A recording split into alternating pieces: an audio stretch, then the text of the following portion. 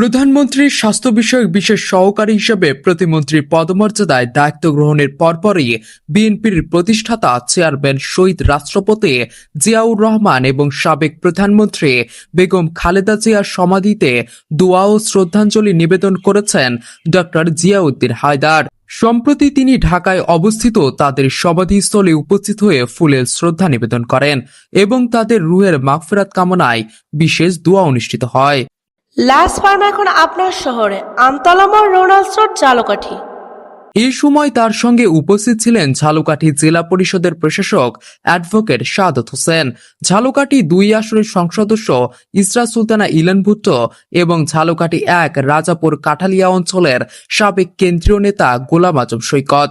এছাড়াও উপস্থিত ছিলেন ঝালকাঠি জেলা বিএনপির আহ্বায়ক অ্যাডভোকেট সৈয়দ হোসেন, জেলা যুবদলের আহ্বায়ক শামীম তালুকদার, জেলা স্বেচ্ছাসেবক দলের আহ্বায়ক আজাদুর রহমান আজাদ, যুবদলের সদস্য সচিব অ্যাডভোকেট আনিসুর রহমান খান এবং স্বেচ্ছাসেবক দলের সদস্য সচিব মুশফিকুর রহমান বাবু সহ বিএনপি ও অঙ্গ সংগঠনের বিভিন্ন পর্যায়ের নেতৃবৃন্দ।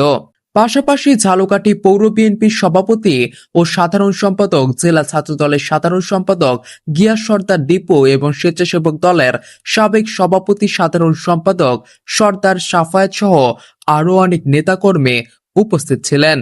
দোয়া ও শ্রদ্ধাঞ্জলি নিবেদন শেষে ডক্টর জিয়াউদ্দিন হায়দার বলেন, শহীদ রাষ্ট্রপতি জিয়াউর রহমানের আদর্শ অনুসরণ করে দেশ ও জনগণের কল্যাণে কাজ করার অঙ্গীকার পুনর্ব্যক্ত করেন।